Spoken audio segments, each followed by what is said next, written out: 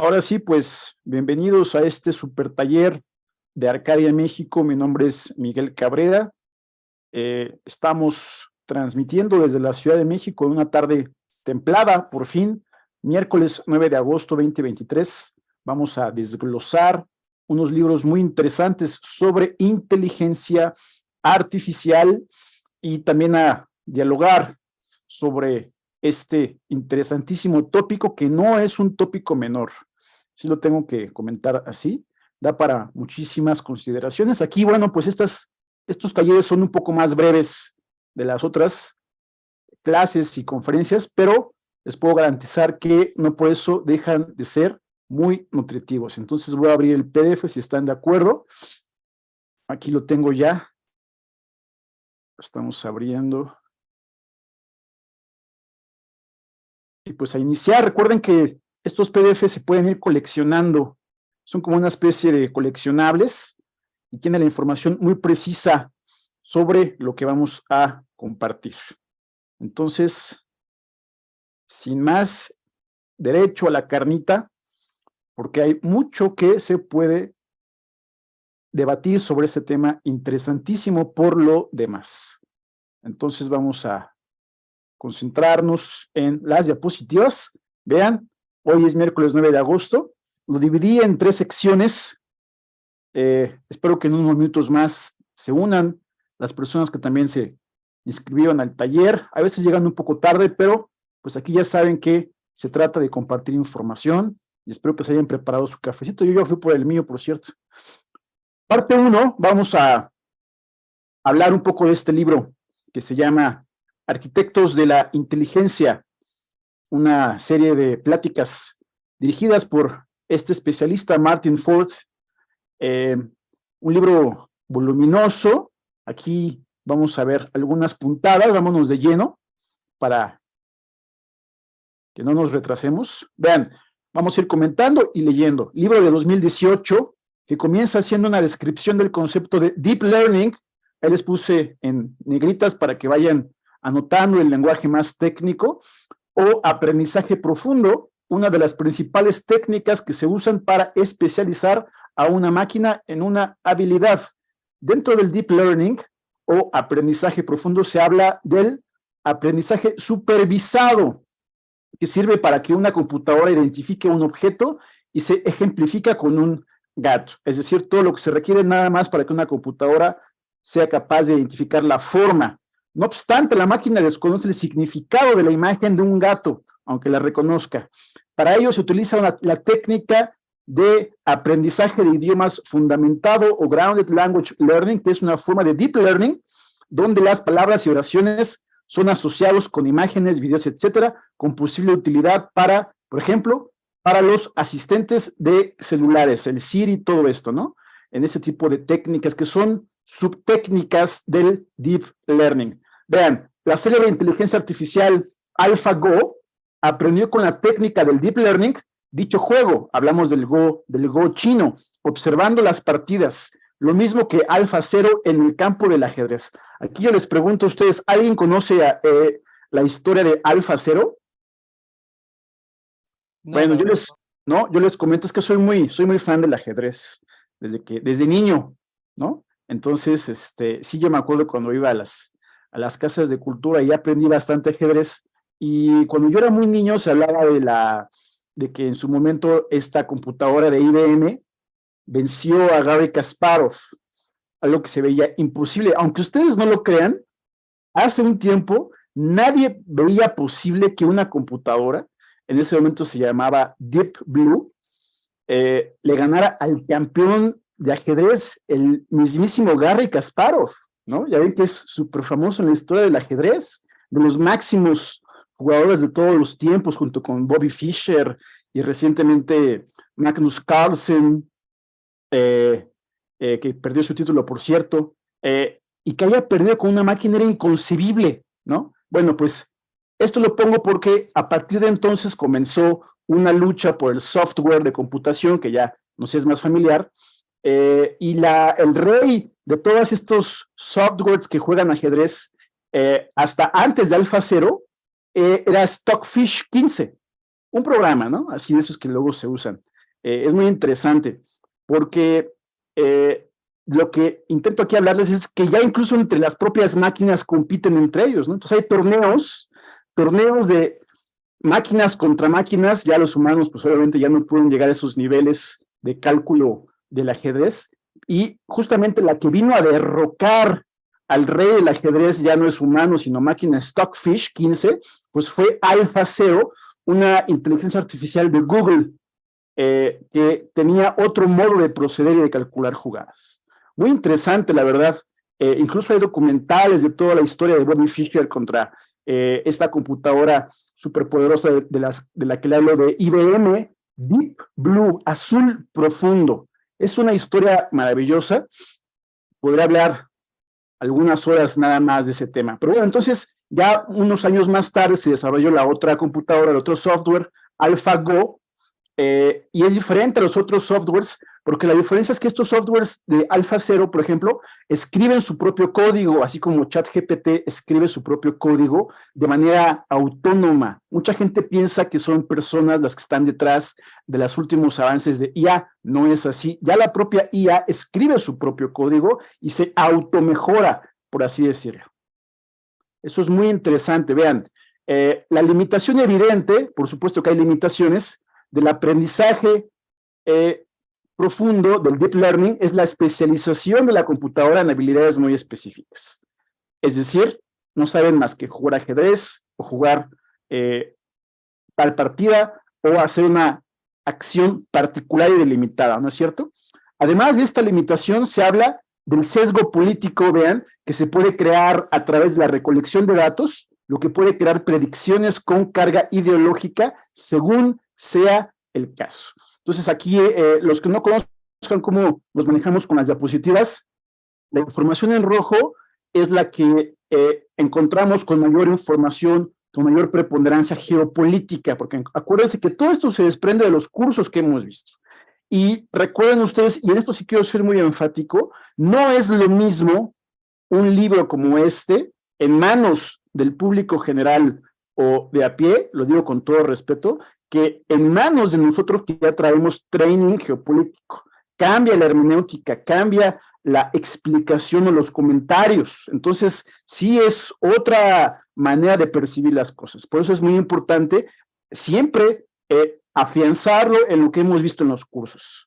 Bueno, además de esta limitación, se habla del sesgo político, lo que les comentaba, ¿no? Además, se cuenta que uno de los principales objetivos de los ingenieros de la inteligencia artificial, y aquí entramos ahora sí al primer concepto importante de esta sesión. Lo anterior era, digamos, una especie de introducción, más o menos. Este es el primer concepto relevante, sí me gustaría que lo apuntaran, que se conoce como el de la inteligencia artificial general. Aquí les puse un diagrama, ¿ya vieron? General AI, a la que estábamos acostumbrados en mayor medida, es a esta que es como narrow AI o más estrecha. Esta de la derecha es la buena, ¿sí? Una máquina de dichas proporciones sería capaz de tener sentido común, como si fuera un ser humano, o la capacidad de hacer inferencias avanzadas dependiendo del contexto situacional. Se comenta que para alcanzar dicho objetivo se utilizarán métodos híbridos entre volumen de información, árboles lógicos o aprendizaje conductual, como el llamado Reinforcement Learning. ¿Y qué es esto de Reinforcement Learning y por qué lo subrayé? Para perdernos en la jerga técnica. No. Vean, vámonos despacito. Este último método, desarrollado por Demis Hassabis, consiste en simular la adquisición de aprendizaje en los humanos, particularmente en los niños, como sucede con la liberación de la dopamina en el sistema hormonal del ser humano, en el que las sinapsis cerebrales se fortalecen a través de recompensas. Y esto da para horas de plática, porque el sistema hormonal es muy interesante, y aquí, por ejemplo, se sabe, ¿no? Piensen ustedes en algo que nos genere mucho placer, la dopamina de corto plazo, que puede ser redes sociales, puede ser consultar el Instagram, puede ser tomarse un refresco si les gusta el refresco, A veces yo tomo Red Bull, por ejemplo, ¿no? Para mis sesiones de conferencias. Eso sí, para durar 3 horas, que ya ven, ustedes no ven, pero como ya lo 3 horas, como la última vez, la semana pasada sí me tomé un Red Bull antes, ¿no? Y eso genera un shot de dopamina en el cerebro. Esa se refiere, entonces, fíjense qué interesante cómo se está usando el funcionamiento endocrinológico del ser humano para la inteligencia artificial, ¿no? Ya no es nada más que uno diga, sí, claro, y nos metemos en el lenguaje técnico y las neuronas computacionales y las cargas de información y los árboles de quién sabe qué. No, es el sistema endocrinológico el que se está tomando para incorporarlo a este cerebro de inteligencia artificial. Qué interesante esa bioquímica. Y sí, el ser humano, de algún modo, cuando se toma un refresco, libera dopamina. Por eso habla aquí de las sinapsis cerebrales que se fortalecen a través de recompensas, es decir, darle una recompensa a la inteligencia artificial. Si la inteligencia artificial, por ejemplo, realiza una actividad, se le debería premiar en este sistema, ¿no es cierto? De reinforcement learning.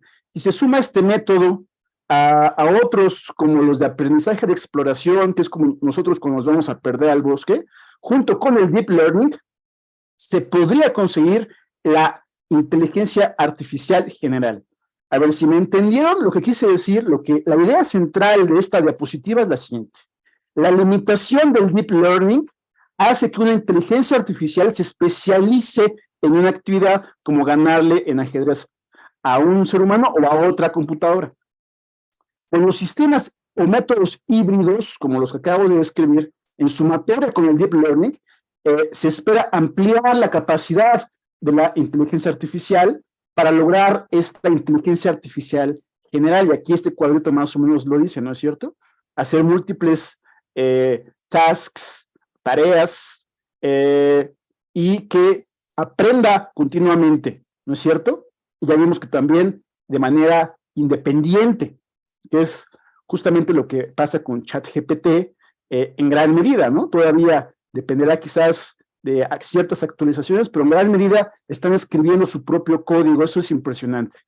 AlphaZero también aprendió a jugar ajedrez, se enseñó a sí mismo.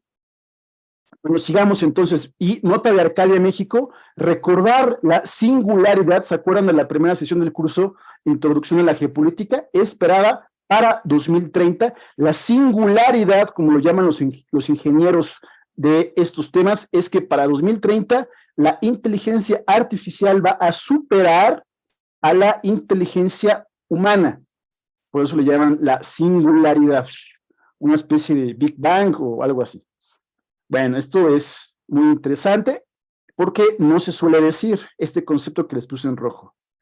La AGI en rojo, inteligencia artificial general. Vean cómo estamos aquí desmenuzando y analizando, no nada más es la información que pues leemos. Vean, a favor de la inteligencia artificial se argumenta, por ejemplo, la capacidad para identificar los sesgos políticos en el espectro político, en la gran cantidad de información de lo que nos encontramos en Internet, lo que potencialmente puede mejorar nuestras vidas, según la científico computacional Fei-Fei Li, aquí en la imagen.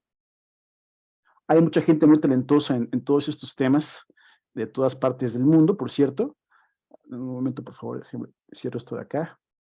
Vean, esta idea, la idea de que la inteligencia artificial es capaz de identificar los árboles o el espectro político, pensemos, por ejemplo, ¿no? Izquierda, derecha, esta idea ya ha sido implementada, identificar el sesgo, y empresas como Afectiva, creada por la empresario Rana El Kaliubi, se dedican a crear algoritmos anti-sesgo.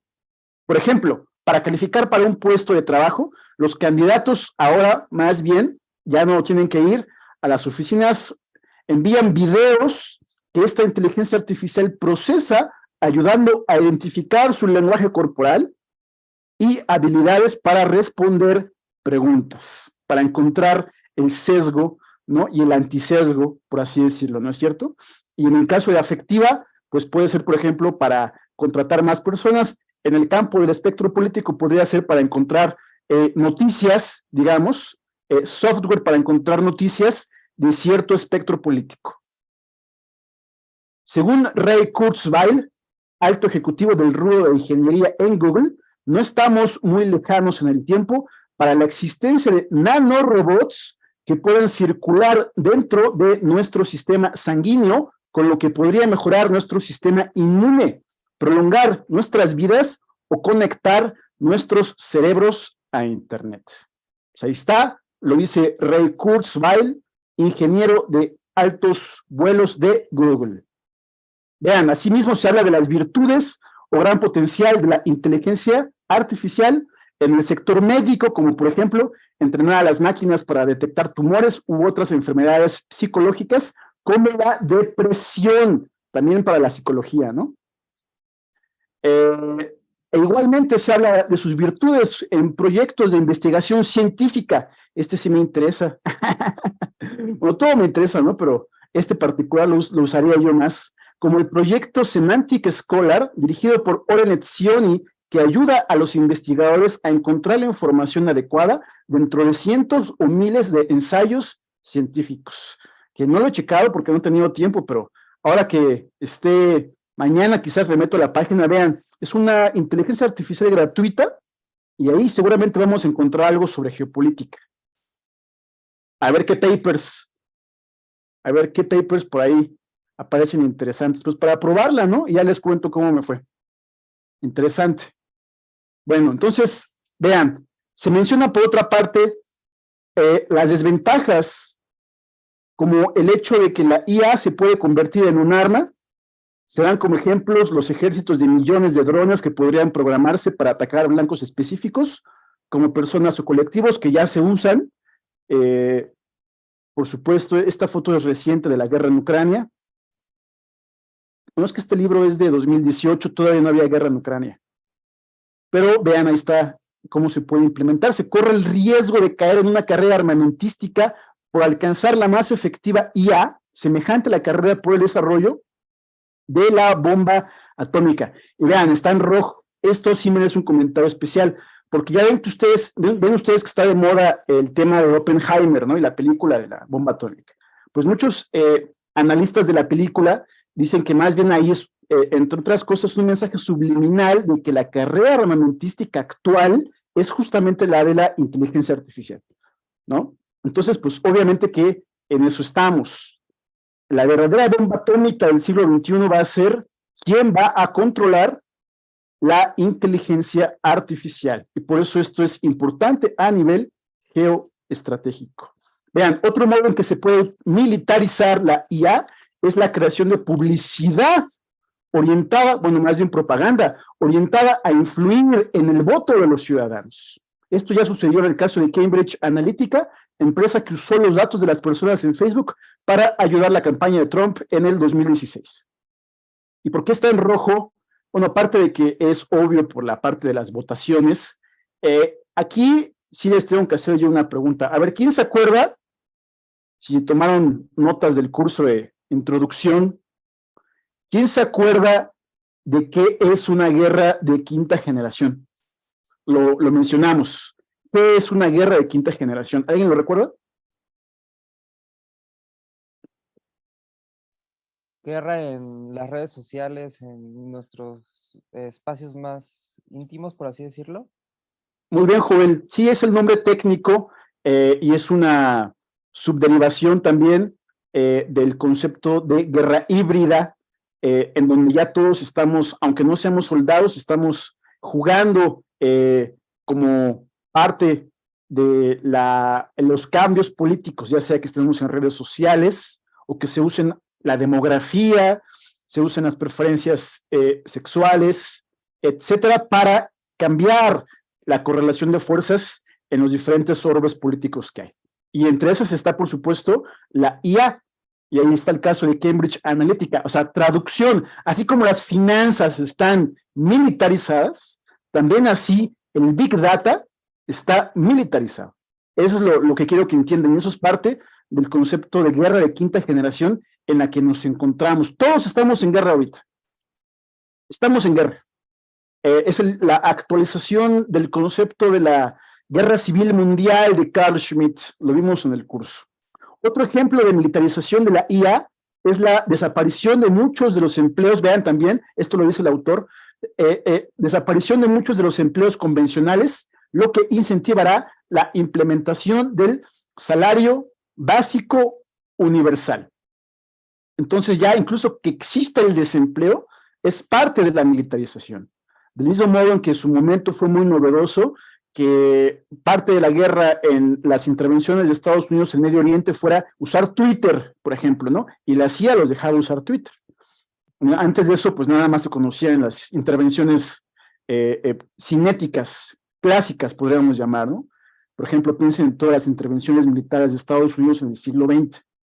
Por otra parte, vean qué interesante, el filósofo Nick Bostrom da escenarios, esto está en el libro, en los que la inteligencia artificial general, ya no es cualquier inteligencia artificial, sino la IAG, puede deglutir a la civilización humana, tomando el control, por ejemplo, de las redes eléctricas, por lo que se vuelve necesario crear una conciencia ética en la inteligencia artificial. Pues ahí está, por ejemplo, uno de los libros de el filósofo Nick Bostrom. Por cierto, aquí dice Bill Gates que lo recomienda ampliamente.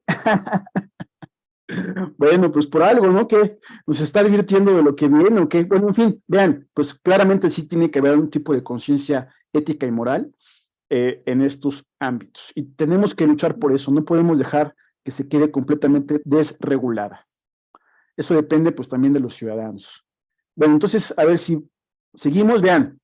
Para protegerse del levantamiento de la IA contra una raza humana de menor inteligencia, recordar aquí el evento llamado La Singularidad, lo que les comentaba, personajes como este señor empresario Brian Johnson, piensa que, pues más bien, es necesario actualizar al ser humano, como si fuéramos una máquina. El mismo Johnson ha creado una empresa llamada Kernel, con la que a través de la neurociencia es posible hackear nuestros cerebros y nuestros cuerpos e incrementar nuestras habilidades cognitivas a través de la implantación de chips en el cuerpo humano y otras técnicas que él maneja ahí en su empresa Kernel, de hackear. Buenas noches, ahora bienvenida.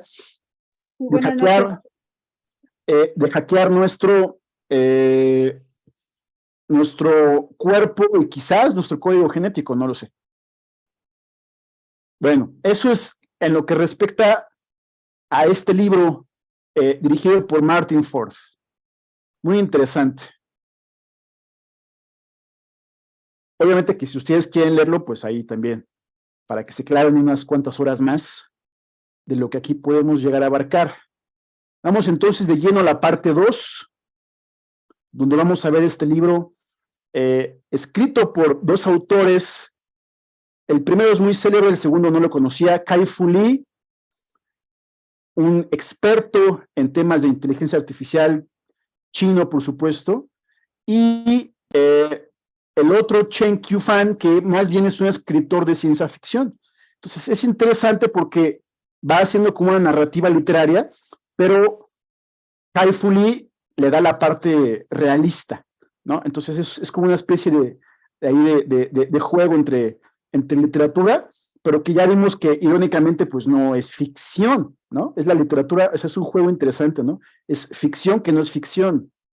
Como ya vimos, ¿se acuerdan ustedes que hace poco en el grupo de WhatsApp les dije que hay una novela donde ya se veía venir que los actores van a comenzar a ser sustituidos por su imagen digitalizada para hacer más películas? Eso pasó hace poco en el sindicato de guionistas de Hollywood, que ¿cómo se llama esta actriz que dirigió? No me acuerdo, pero esta actriz famosa, y quejándose justamente de que con la privatización de la imagen de cada actor para perpetuarla sin envejecer, si van a poder hacer más películas y desechar al actor, nada más quedándose con su pura imagen. Pues ya estaba la novela del Congreso de Futurología de Stanislav Lem. Yo se lo recomiendo ahí en el grupo de WhatsApp, chéquenlo, está muy interesante.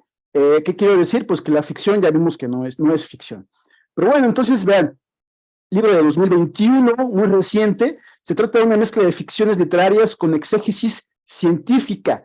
Las historias son por lo demás muy recomendables, pero aquí nos vamos a centrar en la parte de la descripción científica, ¿no? Con todo respeto para el el literato, pero pues aquí no tenemos tiempo de ver eso, aunque sí están interesantes y muy emotivas algunas historias. Vean, los autores hablan de que para 2041 existirán sesgos en el desarrollo de los algoritmos de las apps de móviles.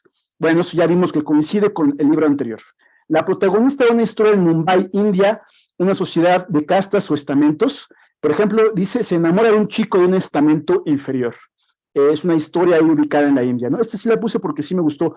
Los algoritmos que hacían eficientes sus hábitos y gastos a través de una empresa de seguros llamada aseguradora Ganesh, sin ser capaces de ver más allá de la actividad económica, calculan que dicha relación se volvería un riesgo familiar. Esto es interpretado como un sesgo discriminatorio llevado a cabo por la IA, usando su técnica del deep learning, que reconoce patrones de comportamientos y que clasifica información personal. Básicamente, los autores nos dicen que los algoritmos nos dirán qué hacer o qué consumir o cómo elegir. La IA de ese modo carece de toda empatía humana. Y bueno, aquí hay que detenerse un momento, ¿no? Porque este libro sí y todo, pero la verdad es que si lo pensamos bien, esto ya está pasando.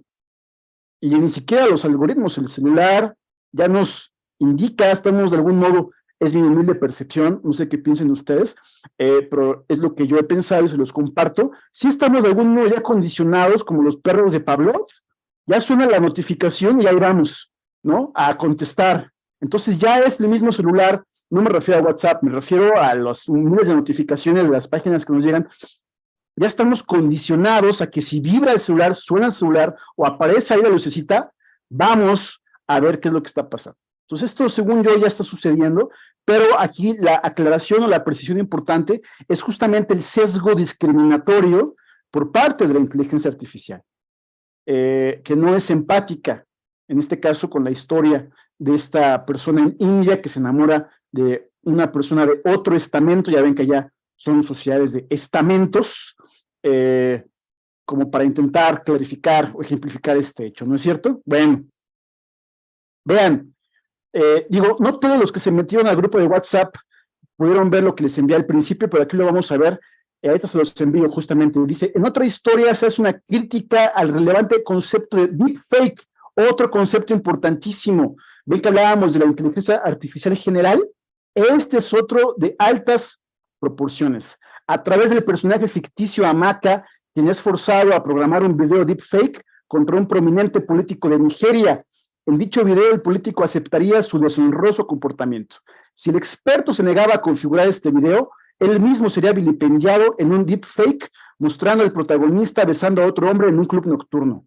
Dice el libro, ¿no? Para 41, los deepfake se podrían volver tan convincentes que se perderá la noción de lo que es falso de lo verdadero. También se menciona el caso del deepfake de Obama en 2018, hace 5 años, que sacó la empresa BuzzFeed, es una empresa especialista en temas de tecnología. Sí, digo, este de la izquierda, si no lo vieron, es más, los voy a enviar ahorita otra vez para que, porque Carlos, ni Alma, ni Joel lo vieron, se los voy a enviar de nueva cuenta. Ahí está, para que sea interactiva la clase, ¿no es cierto? Este Obama, incluso es el video, no es una foto, es un video, ¿no? Este es un fotograma del video. Es falso. Y si ustedes ven el video que les compartí, van a ver que prácticamente no hay diferencia entre el Obama real y este deepfake. Y esto fue hace 5 años, ¿no? Interesante. Para crear estas copias digitales convincentes, se utiliza una tecnología llamada red generativa adversativa que opera utilizando 2 motores de redes neuronales convolucionales. Bueno, allá sus lenguajes técnicos, pero vean, es un poco esta idea de que el deep learning se complementa con las redes neuronales. No es lo mismo, ¿no? En el caso para hacer este deepfake, vean, la primera de estas redes hace las veces de un creador, es decir, esta red generativa adversativa utiliza 2 motores y cada uno de esos motores se les llaman red neuronal convolucional. La primera de estas redes, el primer motor, hace las veces de un creador, forjando una imagen a partir del análisis de millones de píxeles. El segundo motor, la segunda red neuronal convolucional, que utiliza en conjunto la red generativa adversativa, también llamada detective, revisa que la imagen generada sea convincente. Y si no es convincente, la regresa al creador, y este creador vuelve a hacer análisis de millones de píxeles, vuelve a generar la imagen y la envía de nuevo al detective, al segundo motor, y si no es convincente el detective, la vuelve a enviar al creador, que la sigue perfeccionando hasta que se vuelve una imagen convincente. Usada como arma, esta tecnología podría crearse para desacreditar candidatos políticos a través de propaganda negra o de chantajear celebridades. Que te inventen, de hecho esto lo dice el libro, ¿no? Que te inventen que sales en algún video comprometedor, por ejemplo, ¿no? Como ya ha pasado. Pero vean, este es el concepto clave. Todo esto se logra a través de una red generativa adversativa. Bueno, las IA de 2041 también servirán para hacer compañía a las personas y para hacerles plática. En el libro se cuenta el caso imaginario de Golden Sparrow, un niño que queda huérfano, a quien le es obsequiado un juguete especial llamado Atoman, una especie de compañero. Una pulsera biométrica usada por el niño servía para otorgarle información en tiempo real de su estado de ánimo. Su mejor amigo Atoman le ayudaba a hacer la tarea, responder sus preguntas, etcétera. Y esto nos recuerda un poco esas escenas de la película de inteligencia artificial de Steven Spielberg. ¿Se acuerdan de este osito que era como el amigo de uno de los personajes? ¿Se acuerdan, no? Bueno, no sé si la vieron, pero hace algunos años sonó bastante. Pues ya nos estaban preparando, ¿no es cierto? Desde entonces ya nos estaban ahí condicionando para ir conociendo estos temas de algún modo. Bueno, hasta aquí, ¿cómo vamos? ¿Hay alguna pregunta o algún comentario?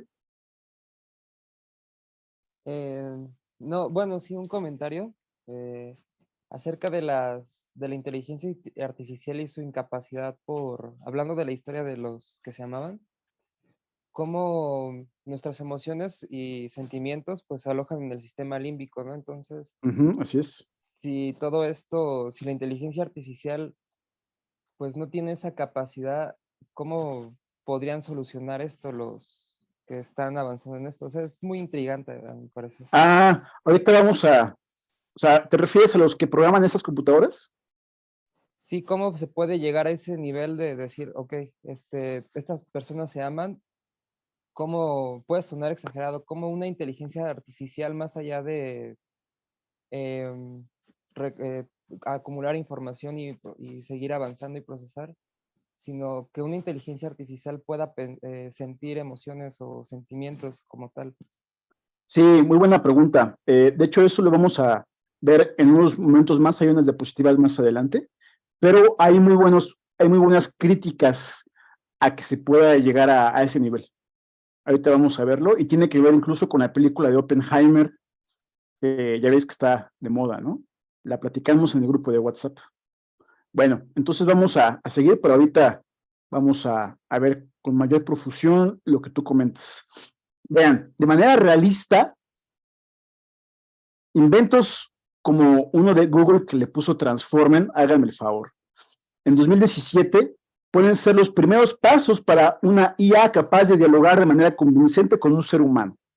Esta IA es capaz de analizar, vean, millones de páginas de texto para identificar patrones de conversación. En fechas recientes, el Instituto OpenAI lanzó su propia máquina, la cual puede imitar el estilo de cualquier escritor y escribir poesía. En ese momento, o sea, estamos hablando de que este libro, esta fecha fue 2017, ya en 2017 fue el presidente de ChatGPT. Es que este libro salió en 2021, todavía la gente ni siquiera conocía, no se hablaba de ChatGPT, pero ya la empresa existía, ¿no? O sea, incluso este libro ya está un poquito desactualizado porque no habla de ChatGPT, habla de Instituto OpenAI. Bueno, vean, en ese momento, dicha máquina, que más tarde sería ChatGPT, fue alimentada, vean con qué funciona ChatGPT de esa época, con el número de libros que a una persona promedio le tomaría leer en 500,000 vidas. ¿Sí? ¿Escucharon bien? ¿Leyeron bien? Lo puse ahí con número, doble vez, 500,000 vidas. 500 y 3 ceros. Eso fue el ChatGPT de 2017. Ahorita ven ustedes que este año salió el ChatGPT 4, que tiene mucha más capacidad titánica, como vimos en el curso de introducción. ¿Se acuerdan, no es cierto? Bueno, en trillions de nodos, pues es una locura. Vean, la IA también va a revolucionar el rubro de la industria médica, particularmente las secuelas del COVID. En una de las historias, la protagonista ficticia Chen Nan es parte de la llamada generación COVID. A través de los nuevos biosensores de membrana en su muñeca, se transmite su información biológica a los centros de procesamiento de información de los hospitales. La memoria de la terrible muerte de sus padres en 2020 le generó un terrible miedo a salir de la casa, por lo que desarrolló un trabajo online ampliamente normalizado en el futuro del libro, aunque prácticamente no se relaciona con nadie, que es un poco lo que está pasando ahora, ¿no? Con la evolución de la digitalización de los registros médicos, todos estos aparatos tenderán a fusionarse con el cuerpo humano.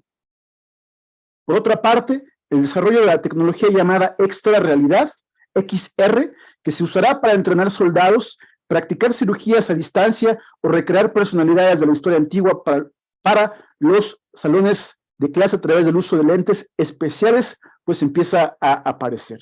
Es necesario legislar la recolección de información, metadatos, etcétera, comentan los autores. Un poquito de lo que... Vean ustedes aquí la imagen izquierda, pues yo me acuerdo cuando incluso hace pocos años había películas que decían que en el futuro la gente iba a trabajar desde sus casas. Y ya ven que aquí estamos, literalmente aquí estamos, lo que decíamos, Carlos, hace rato, ¿no? Se volvió cierto el futuro proyectado, ya estamos. Por eso digo yo que este libro, pues más bien es 2023, no 2041, ¿no? Yo lo veo así. Bueno, esta es una diapositiva muy importante. Vean, en el ámbito militar se destaca la creación de ejércitos de drones, un poco lo que decía también el otro libro, que viajarían en el espacio como parvadas, y se menciona que en este rubro el ejército de Israel ha hecho notables avances. Entonces tomen nota qué ejército lleva la delantera. Todas esas cosas cuentan muchísimo, ¿eh? Y por eso aquí puse nota de Arcadia, esto lo vimos en otro taller sobre Corea. Recordar aquí los prodigiosos hackers de Corea del Norte, mucho menos conocidos que sus armas nucleares. Nadie sabe o muy pocos conocen que lo más poderoso de Corea del Norte no son sus armas nucleares, son sus hackers, su desarrollo en tecnología computacional de Kim Jong-un. Se menciona que en fechas recientes el presidente Nicolás Maduro de Venezuela casi muere en un ataque por parte de un dron que liberó explosivos mientras se encontraba dando un discurso. Lo importante aquí, vean, es destacar el concepto de armas autónomas del que habla el libro, que va a detonar una carrera armamentística muy relevante esto que les estoy diciendo. Es más, yo diría que le tomen captura de pantalla si pueden, o foto, no sé. Vean, nota de Arcadia. Pensemos, por ejemplo, en la guerra de drones, de la que nadie está hablando, entre los drones turcos que compra Ucrania y los drones persas que compra Rusia. Es todo un tema, pero que aquí en México nadie está hablando de la guerra de drones de Ucrania. Ya ven que los drones turcos fueron los que resultaron decisivos en la guerra de Libia a favor de Occidente, que son los que le vende Turquía a Occidente, que son los que le vende Erdogan a Europa. Por eso los persas se pusieron las pilas y sacaron sus propios drones, que ya compiten con los drones turcos en Ucrania, porque los drones persas se los venden a Putin. Entonces eso es interesante y nadie lo está diciendo.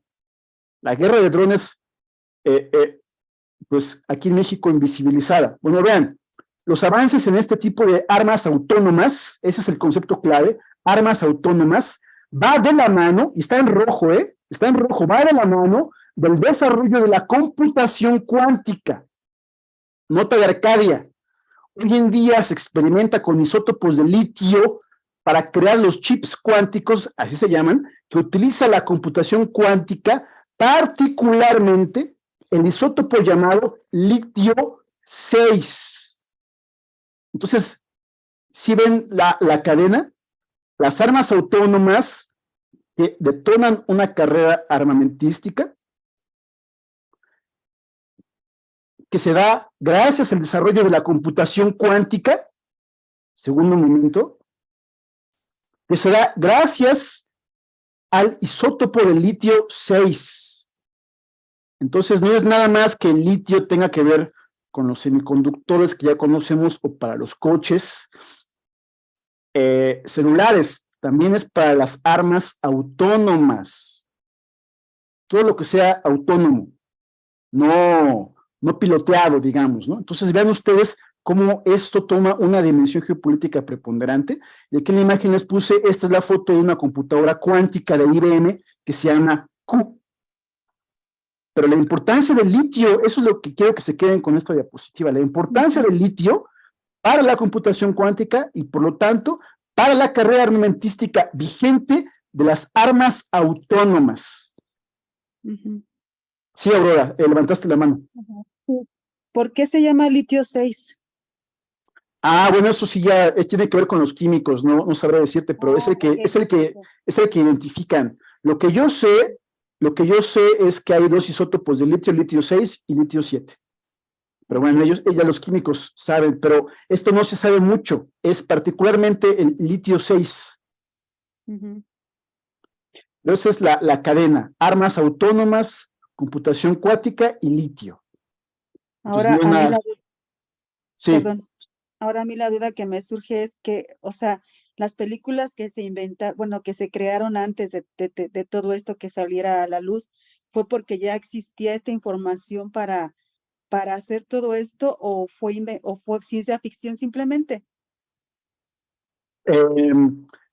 Por ejemplo, dirías tú pues, ¿estarás pensando en alguna película como la de IA de Steven Spielberg? Ajá. Ya, sí, claro, todo ya está, y semejantes, claro, ya todo está ahí predispuesto. Ok. Nos van como entrenando con décadas de anticipación. Sí, claro que sí. Gracias. Sí, bueno, muy buena pregunta y importante esto que estamos aquí mencionando porque nadie lo está tratando, ¿no? Entonces, ya ven para qué se va a usar el litio, ¿no? Entonces, la pregunta hasta es tonta, ¿no? ¿Dónde va a acabar el litio de México? Pues no sabemos, pero sí sabemos. Bueno, en fin, sigamos. El libro no omite que la automatización por inteligencia artificial está por generar una paulatina crisis de desempleo en rubros como el ensamblaje o trabajos automatizados que no requieren demasiadas habilidades. Se refiere también, como el otro libro, a la posible implementación del ingreso básico universal para paliar el problema. Pero si ustedes me pusieron atención, entonces habrán dado cuenta cómo este concepto desarticulado, pues no nos dice mucho, ¿no? El ingreso básico universal, te compras el libro, ya sabes más o menos de qué va, pero en esta ruta de argumento que hemos creado, lo que estamos diciendo es que el ingreso básico universal es un arma en la guerra de quinta generación.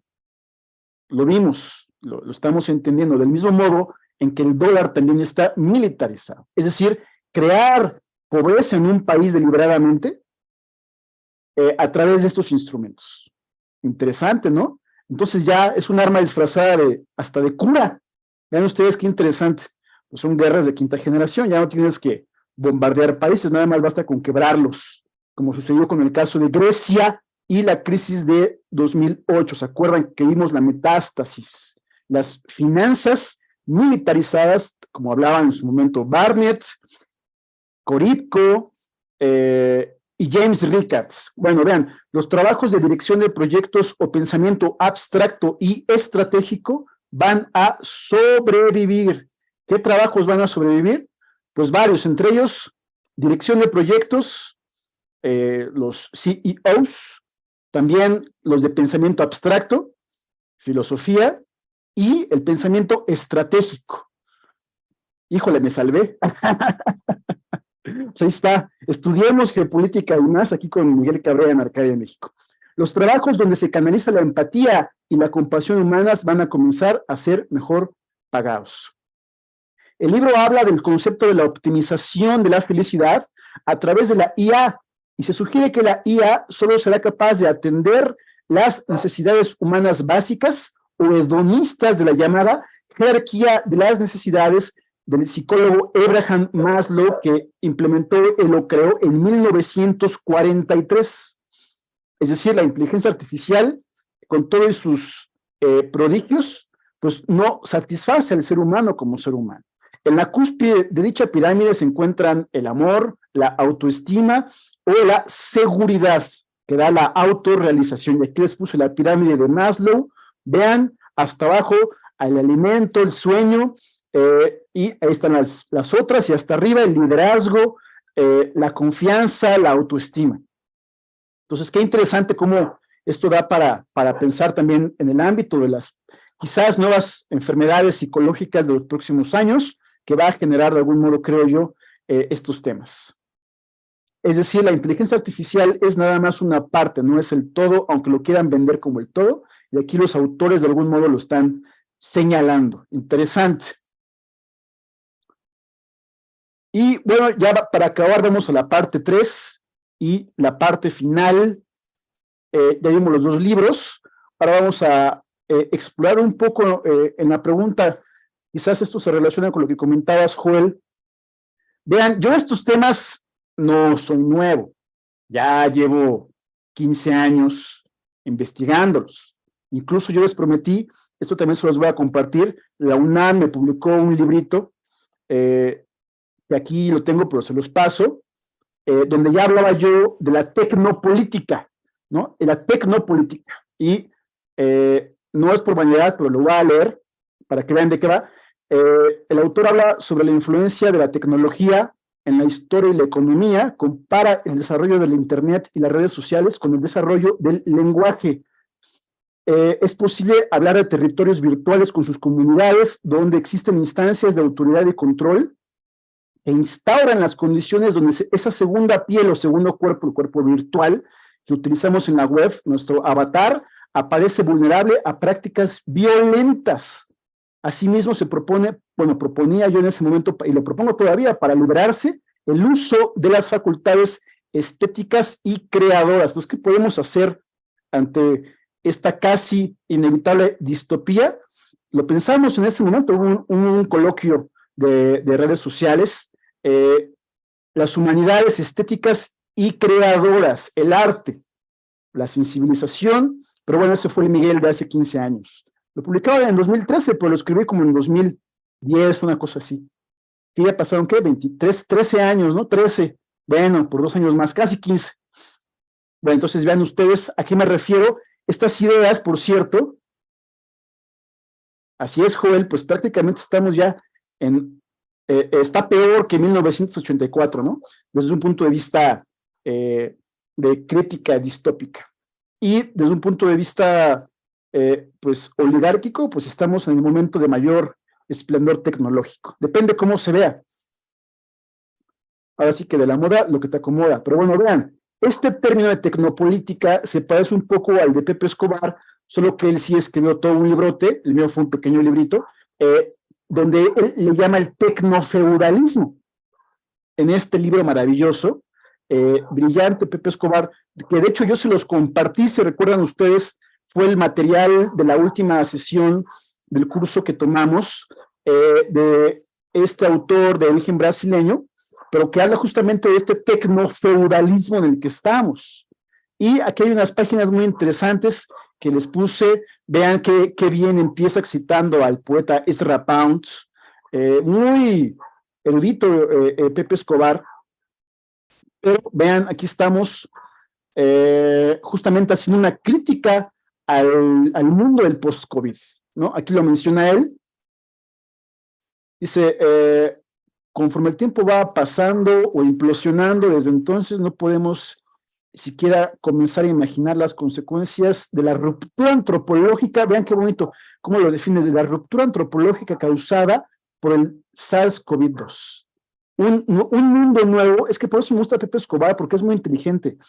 Un nuevo mundo comienza cuando el lenguaje comienza a hacer metástasis en nuevas palabras. Y una nueva canasta de conceptos comienza a manifestarse. Y aquí pone rompedor de circuitos o algo así, bioseguridad, loops de retroalimentación negativa, estado de excepción, necropolítica, nuevo brutalismo, neofascismo híbrido y, como veremos, paradigma viral, el nuevo paradigma viral. La proliferación de este nuevo léxico de nuevas palabras y conceptos, paradójicamente, desarrollado en paralelo con el oscurecimiento lento de la palabra, ¿no? Me imagino que se refiere a la palabra sagrada o algo así, ¿no? Entonces ahí está, según, y cita un filósofo buenísimo, yo lo recomiendo, Achille Mbembe, de origen africano, da clases en Europa, lo menciona mejor, dice, este es el fin de la palabra, este es el fin de la palabra, de la que habla acá, ¿no? Este triunfo definitivo del gesto, de la gesticulación y de los órganos artificiales sobre la palabra. El hecho de que la historia de la palabra termina frente a nuestros ojos o enfrente de nosotros, ¿no? Eso es para mí el desarrollo, que es para mí la palabra, el desarrollo histórico por excelencia, ¿no? Interesante cómo lo ve este filósofo, para que vean cómo aquí yo los nutro con muchísimo material para que se vayan también pensando, no es nada más verlo como se ve per se, es todo una interconexión de temas muy interesantes. Este capitalismo 2.0, como se dice, y continúa Escobar, se ve muy interesante, pero con contenido, ¿no? La distopía presentada como la nueva normalidad. Ya ven cómo no es que yo lo esté inventando, sí estamos en una distopía. Ya se cita a otros pensadores, no los voy a leer, pero sí vean ustedes a Baudrillard, a Michel Foucault, a Marco Aurelio, por allá andaba Marco Aurelio, el emperador, bueno, etcétera. Léanlo, yo ya se los envié, aquí sí podemos clavarnos un poco más de lo que vimos en el curso, ya se los envié, léanlo ya ahorita terminando el taller, o mañana temprano, no sé qué esperan, está increíble. Y ya para finalizar entonces, un poco para redondear la inquietud que nos presentaba Joel, pues este fotograma, ¿no? De la película de Oppenheimer, la de arriba es la película, obviamente, ¿no? Y el de abajo es el fotograma real. El personaje que aquí destaco es este de aquí arriba a la izquierda. Este de acá, que ustedes ya saben quién es. A ver, pregunta de examen postcurso. ¿Quién es este personaje? Este de acá es Oppenheimer, ¿no? Obviamente. Oppenheimer, Einstein, y el de acá, ¿quién es? ¿Se acuerdan? Lo vimos en el curso. A ver, alguien que revise, ¿alguien se acuerda? Les doy 5 segundos. ¿Nadie? 5, 4, 3, 2, 1, ¿no? Bueno, es Kurt Gödel. Acuérdense que vimos en el curso sobre Kurt Gödel, quien él es el que hace la distinción entre la historia platónica y la historia aristotélica de la ciencia y el conocimiento. ¿Se acuerdan que vimos ahí como un árbol donde estaban los aristotélicos versus los platónicos? Y me dio mucha risa este fotograma, este momento de la película, porque un personaje tan brillante como Gödel lo atomizaron, ¿sí la vieron? Lo atomizaron en la película, ¿no? O sea, él es el verdadero genio de genios, y en la película nada más dice algo así como los árboles son majestuosos, o no sé, pero como ridiculizándolo. O sea, en la película de Oppenheimer lo ridiculizan, y en nuestro curso lo exaltamos a nivel de gran teórico, porque él fue uno de los críticos de la próxima inteligencia artificial, en ese momento conocida como la cibernética. Incluso vimos en los libros de Wiener, el amigo de Bertrand Russell, y la formalización de las matemáticas para crear las herramientas que darían a luz la inteligencia artificial como la conocemos. La formalización de las matemáticas que Kurt Gödel demostró es imposible. Y de ahí el famoso teorema de Gödel, que aquí incluso yo les puse esta captura de pantalla. Esto lo publicamos en la UNAM para que vean cómo estamos también a la vanguardia en estos temas científicos. Este es un hipercuaderno de divulgación científica. No los voy a aburrir porque es un tema que sí exige cierta atención, es un tanto complejo, pero que se lo resuma en lo siguiente, para contestar la pregunta de Joel. Gödel, a través de su mirífica y prodigiosa labor matemática, científica y filosófica, de muy alto nivel, pues eran amigo de Einstein, ¿verdad? Lo que demuestra es la imposibilidad de una máquina por volverse auténticamente como una inteligencia humana. Un poco lo que contestábamos hace rato, ¿no? Entonces, hay la otra visión, la visión platónica que está en contra de la instrumentalización del conocimiento. Y si me permiten, voy a leer, ya para finalizar esta sesión, voy a leer nada más rápido esto, pero es todo un librillo muy bueno, también se los voy a pasar, entonces tengo pendiente de enviarles mi artículo y este de divulgación científica, ¿están de acuerdo? Porque es una muy buena crítica revisionista no para estar en contra, a ver, vean, no es para estar en contra, o al menos yo no estoy en contra del desarrollo científico. Lo único que estoy diciendo es que la ciencia necesita normativizar con códigos, como los autores que vimos sugieren, éticos y morales a la inteligencia artificial. Unos proponen el código de Hammurabi u otros más antiguos, pero el punto es que la inteligencia pueda distinguir entre los diferentes sesgos, como ya hemos explicado, para evitar justamente esos casos. Sí, Joel, adelante. Bueno, yo estaba echando un ojo a un autor que vimos llamado Bertalanffy y habla de que este avance no solo debe basarse en valores, como usted comenta, valores científicos a partir de la comunicación e integración de hechos, sino a valores éticos que ayuden al desenvolvimiento y al desarrollo de la personalidad humana. Totalmente, y te felicito porque creo que has sido de los pocos que lo ha leído, y pues dime qué lees y te diré quién eres, ¿no? Bertalanffy es muy importante y hay que rescatarlo, pero justamente él también es de los que decimos que es más de la vertiente platónica. Entonces creo que hay que cotejar las dos partes siempre y sacar nuestras conclusiones, porque además el tema es muy bueno, ¿no? Toda la parte de Oppenheimer da para la legislación de la que tú hablas, de la que habla Bertalanffy, y de la nueva carrera armamentística, que ya no va a ser la bomba atómica con los misiles hipersónicos, sino la inteligencia artificial, que era lo que decíamos. Entonces, ya para finalizar, voy a leer rapidísimo esto de acá. Exige cierta complejidad, no los quiero aburrir, nada más vamos a ver estas tres como columnas muy rápido. Vean, que es un poco lo que resume, aquí está resumido en pocas líneas el trabajo de toda una vida. Vean, hoy en día se conocen numerosas demostraciones del teorema de Gödel. En esta sección presentaremos una demostración no muy rigurosa, pero muy fácil de entender. Si te interesas, lector, en una demostración realizada con todo el rigor matemático, te sugerimos la que el propio Gödel publicó, misma que encontrarás en la sección de enlaces a otras páginas. La demostración del teorema de Gödel que vamos a presentar tiene sabor a informática y está inspirada en la que hallamos en el siguiente libro de Rudy Rucker, Infinity and the Mind. Resulta, y cuenta aquí una especie de historia, ¿no? Resulta que la empresa transnacional de alta tecnología, la Torre de Marfil, Inc., ha diseñado y construido una nueva computadora tan poderosa que la ha bautizado como la máquina de la verdad universal, MVU, ya que es capaz de contestar correctamente cualquier pregunta que se le haga. Esta máquina utiliza un grandísimo número de transistores, piensen ustedes la computación cuántica, que supera en varios órdenes de magnitud al de cualquier supercomputadora anteriormente construida.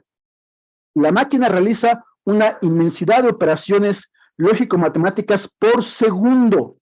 Tiene una enorme memoria RAM y una capacidad de almacenamiento en disco verdaderamente fabulosa. En cuanto al software, esta computadora maneja los últimos avances de la inteligencia artificial y sus bases de datos y sistemas expertos contienen la totalidad del conocimiento de la humanidad. ChatGPT. La cantidad total de líneas de código de estos programas es inmensa. Nunca antes se habían escrito programas tan complejos. Es verdaderamente la máquina de la verdad universal. Bueno, vean, el día de su presentación, con muchos bombos y platillos, la orgullosa empresa La Torre de Marfil pone la máquina a disposición del público y pide que se le hagan preguntas, cualesquiera preguntas, mismas que contestará esta supercomputadora infaliblemente y de forma inmediata. Al evento asistió un joven llamado Kurt Gödel, que primero escribió, vean, es que es muy simpático, ya ustedes lo van a leer, escribió la siguiente frase: G igual a la MBU no dirá que esta frase es verdad. Y después le hizo la siguiente pregunta a la máquina. Le dice, ¿esta frase G es verdadera o es falsa? La máquina empezó a vibrar, arrojó un poco de humo, un par de chispas y se congeló permanentemente sin haber dado respuesta a la pregunta de Gödel. Con esto terminó el evento. La Torre de Marfil quebró y Gödel fue aclamado como uno de los científicos más brillantes del siglo XX. ¿Qué sucedió en el interior de la máquina? Veamos. Y ustedes esto lo van a poder releer muchas veces, ¿eh? Si no me agarran ahorita la onda, no se preocupen, sí requiere pensarlo tantito, pero sí me van a entender la esencia, sí me van a entender la esencia. En primer lugar, es importante destacar que la computadora era finita en todas sus características, el número de transistores, la cantidad de líneas de código y todos sus demás parámetros. Si bien eran muy grandes, no eran infinitos. No eran infinitos. Esto es equivalente a decir que estamos tratando con un sistema basado en un número finito de axiomas. El razonamiento de la máquina fue el siguiente. Voy a suponer que G es verdad. G es la oración. Y si ese fuera el caso, entonces podría responder, en efecto, G es verdad. Pero al examinar la frase G, aparece inmediatamente una contradicción, pues la frase dice justamente que yo, la MVU, nunca diré que G es verdad. O sea, que si concluyo que G es verdad y lo digo públicamente, entonces por el hecho mismo de decirlo, hago que G sea falsa y como consecuencia mi aseveración será una mentira y yo no puedo mentir. Con lo anterior queda establecido que yo, la MVU, nunca diré que G es verdad. Como consecuencia, por el simple hecho de guardar silencio, hago que G sea verdad. Como soy la MVU y nunca puedo mentir, mejor no contesto y me congelo. Al congelarse y no responder, la máquina de la verdad universal hace que la frase G sea cierta. O sea, ya dijo una mentira, ¿no? Entonces Gödel dice, yo conozco una verdad que la MV no puede afirmar.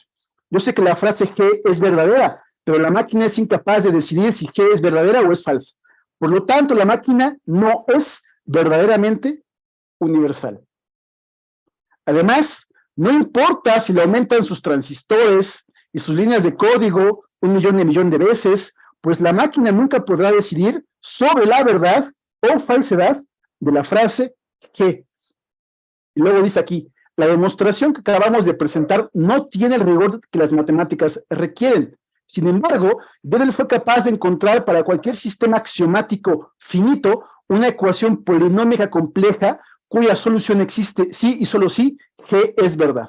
Es decir, que G no es una frase vaga y mal definida que se basa en juegos de palabras. Al contrario, G es un problema matemático específico cuya solución conocemos, pero que el sistema axiomático en cuestión es incapaz de decidir si es cierta o falsa. La consecuencia demoledora del teorema de Gödel es que dicho sistema axiomático finito, el sueño de Bertrand Russell, cualquiera que éste sea, no puede representar una teoría completa y definitiva de las matemáticas. Básicamente, traducción a lo que acabamos de ver en el taller del día de hoy, hay límites para la inteligencia artificial. Y Gödel diría, después de haberlo estudiado en su momento profusamente, incluso escribí artículos de Gödel, y luego se los paso, nomás porque no hay mucho tiempo, por algo se empieza, ¿no? Aquí vamos hablando de todo. Pues justamente él hubiera dicho, lo conozco, que sería imposible, como buen platónico, que una IA sustituyese al ser humano como tal, o como hoy en día se presenta el dilema, que es un poco, esto si ustedes recuerdan, si hacen memoria, esto es también la respuesta al que inventó la máquina del código Enigma de la película, ¿no? ¿Cómo se llamaba? Alan Turing. Entonces, esto es un tema, no les quiero romper la cabeza, sí da para muchísimo, por eso decía yo que todo está concentrado en este fotograma, y que son los alcances al nivel de la pirámide de Maslow de la inteligencia artificial, desde la teoría, como lo hemos manejado en este curso, y como los mismos autores reconocen. Una cosa es lo que la inteligencia artificial nos puede proveer de información, y otra cosa muy diferente, el mayor logro del ser humano, según Maslow, como lo es esta pirámide, la autorrealización. Entonces, pues queda ahí el tema para el debate sobre los límites de la inteligencia artificial. Yo sí pienso, junto con Gödel, que no es la panacea, pero que sí va a ser un elemento importante a considerar para los próximos años. No estoy en contra de la IA, no estoy en contra de la ciencia ni del progreso científico, simplemente creo que hay que complementarlo con axiomas de normatividad, como ya hemos dicho en esta sesión, para que en efecto sí sea una herramienta y no caigamos del todo en esa distopía que tanto canta Pepe Escobar y los demás autores distópicos, ¿no? Pero bueno, que ese es el debate de hoy en día. Y esto es nada más pues una probadita porque hay muchísimo más, pero si quieren, pues aquí lo dejamos, ya hasta me pasé, son 1 hora con 10 minutos, y si alguien tiene un comentario o pregunta, pues sería un buen momento. Adelante, les toca a ustedes entonces participar.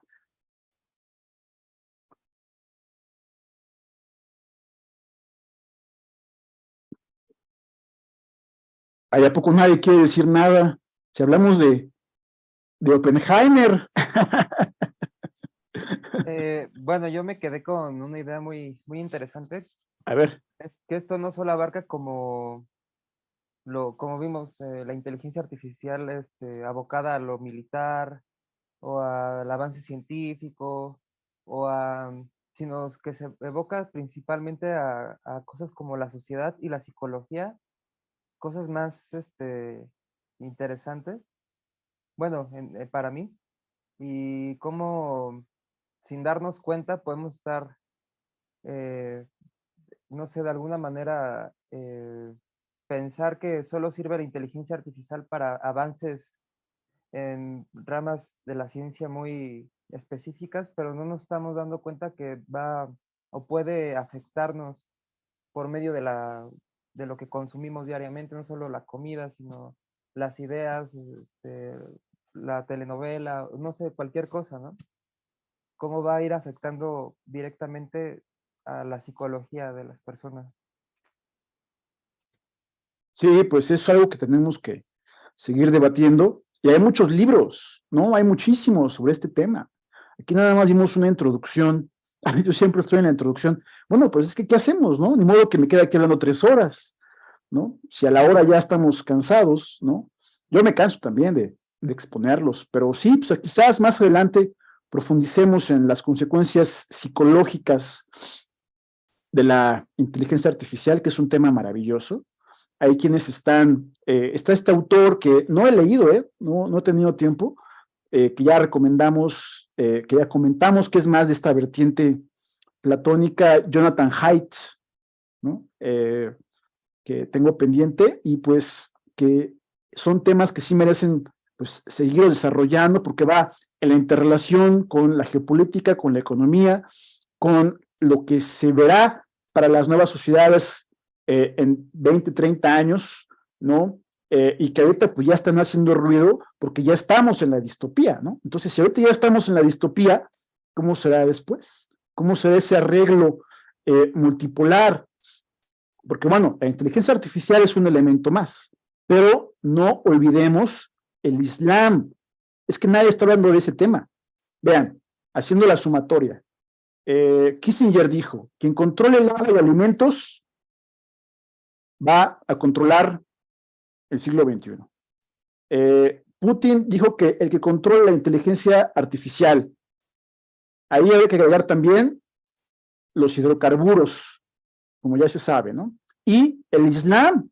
Entonces, hay que verlo también en el conjunto de todos los demás factores.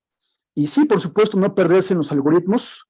Y ya, a título personal, en mi opinión, procurar la diplomacia a través de la cultura, lo más que se pueda, y en el caso de México, pues promover el desarrollo de las comunidades desde su exportación. Es que México es un superproductor de arte artesanal. Lo estábamos discutiendo hace unas semanas unos amigos.